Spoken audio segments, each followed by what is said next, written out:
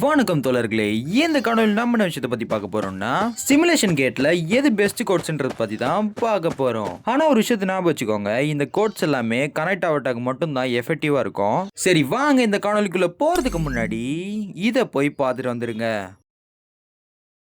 TVK கில்டுக்கு வந்து சேருங்கள். என் கில்டில் குடியிருக்கும் என் தோழர்களுக்கும் தோழிகளுக்கும் வணக்கங்கள். என்னுடைய வணக்கங்கள். வணக்கம் வணக்கம். Love you all.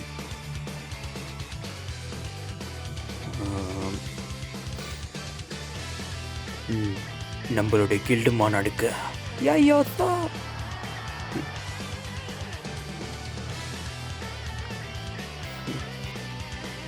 நீங்க இல்லைன்னா அது நம்மளால இவ்வளோ பெரிய கில்டை நம்மளால வளர்ந்துருக்க முடியாது. உங்களுடைய அன்புனால தான் இவ்வளோ தூரம் நம்ம ஆலமரம் போல நம்ம உயர்ந்து நிற்கிறோம். நீங்கள் இல்லைன்னா நம்ம அடுத்த கட்டத்துக்கு போயிருக்க முடியாது. ஏன்னா நாங்கள் மட்டுமே தனியாக எல்லா வேலையும் பார்க்க முடியாதுல்ல.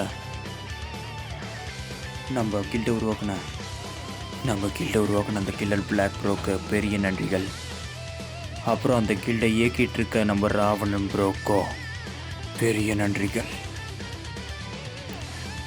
நம்ம கில்டுக்காக மாடா உழைச்ச ராயன் ப்ரோக்கும் பெரிய நன்றிகள். இவங்க 3 பேர் இல்லைன்னா இந்த டிவிகே கழகம் இல்லை. மறக்காம கில்டு மிஷன் முடிங்க.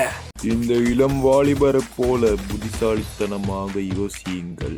அப்போதான் உங்களுக்கு நடக்கும் நல்ல விஷயங்கள். உங்களுக்கு நம்ம கில்ல சேர விருப்பம் இருந்துச்சுன்னா மறக்காம டெலிகிராம் குரூப்ல வந்து ஜாயின் பண்ணிக்கோங்க. இப்போ நம்ம ஸ்டிமுலேஷன் கேட்குள்ள வந்தாச்சு. நான் என்னோட டயர் 12 வரைக்கும் முடிச்சிட்டேன். அதுவும் என்னோட டவட்டா கனாய் கூட 1 ஸ்டார் அட்வான்ஸ்மெண்ட்ல தான் இருக்கு.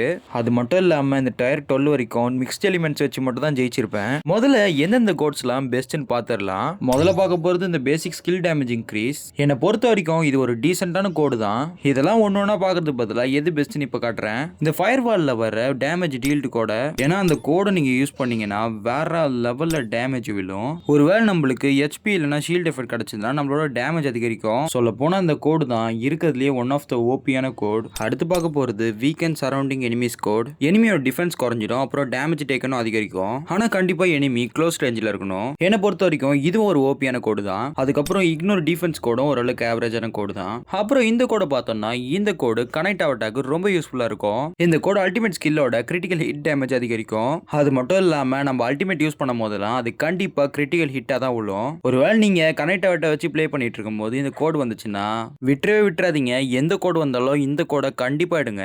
இப்போ நீங்க பாக்குற இந்த கோடு தான் ஒரு கேம் சேஞ்சர் கோடுன்னு சொல்லலாம். சோ மறக்காம இதை எடுத்துக்கோங்க. அது மட்டும் இல்லாம இந்த கோடு ரொம்ப யூஸ்ஃபுல்லா இருக்கும். மறக்காம இந்த கோடு வந்துச்சுன்னா எடுத்துருங்க. ஒருவேளை இந்த கோடு வந்துச்சுன்னா இதையும் நீங்க எடுத்துக்கலாம். ஏன்னா அந்த ஸ்டன் எஃபெக்ட் வந்து ரொம்ப யூஸ்ஃபுல்லா இருக்கும். ஆனா இந்த பிரேக் ஸ்டேட்ல இருக்கிற கோடை மட்டும் நீங்க எடுத்துறாதீங்க. அப்புறம் ஃபயர் எலிமெண்ட் வச்சு நம்ம அடிச்சா ஃபயர் டேமேஜ் டேக்கன் அதிகரிக்கும். அதுவும் 50 தடவை ஸ்டாக் கூட பண்ணிக்கலாம். அப்புறம் டவட்டா கனாய்க்கு உங்களோட ஆர்டிஃபேக்ட்ஸ் இந்த மாதிரி தான் இருக்கணும். 2 பீஸ் ஆல்மைட்டி, அதுக்கப்புறம் 2 பீஸ் கர்ஸ், அதுக்கப்புறம் 4 பீஸ் எக்ஸ்பர்ட். அந்த 2 பீஸ் ஆல்மைட்டி போட்டதுக்கு ஒரே ரீசன் என்னன்னா அந்த அல்டிமேட் டேமேஜ் இன்க்ரீஸ் பண்றதுக்கு தான். நீங்க பாத்தீங்கன்னாலே தெரியும் 25% அடிஷனல் அல்டிமேட் டேமேஜ் கிடைக்குது. டவட்டா கனாய்க்கு நம்ம எதுக்காக அல்டிமேட் ஃபோக்கஸ் பண்றோம்னா அவளுடைய செகண்ட் பேசிக் ஸ்கில் அல்டிமேட் ஸ்கில்லா மாறிடுது. நீங்க ஃபர்ஸ்ட் பேசிக் ஸ்கில்ல யூஸ் பண்ணதுக்கு அப்புறம் செகண்ட் ஸ்கில் வந்து அல்டிமேட் ஸ்கில்லா மாறுது உங்களால பார்க்க முடியும். ஏன்னா ஒரு வாட்டியும் நம்ம அந்த செகண்ட் பேசிக் ஸ்கில்ல யூஸ் பண்ணும்போது நம்மளுக்கு சூப்பர் ஆர்மர் எஃபெக்ட் கிடைக்குது.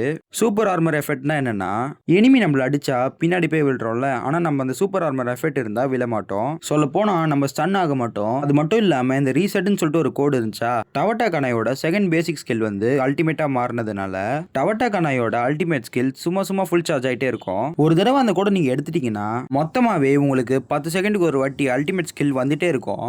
சோ என்ன பொறுத்த வரைக்கும் நீங்க கனெக்ட் ஆவட்டாவை அதிக ஸ்டார் வச்சிருக்கணும் அவசியம் இல்ல. பர்டிகுலரா ஃபயர் டீம்ல தான் புல்ட் பண்ணணும் அவசியம் இல்ல. நீங்க சரியான கோட்ஸ் எடுத்தாலே உங்களோட டியர் 8 வரைக்கும் ஈஸியா போயிடலாம். சரி தோழர்களே, இதோட இந்த காணொலியை முடிச்சுக்கலாம்னா அந்த உங்க போய்டு தமிழ் கேமிங். மீண்டும் நாளைக்கு உங்களை ஒரு நல்ல காணொலியில் வந்து சந்திக்கிறேன்.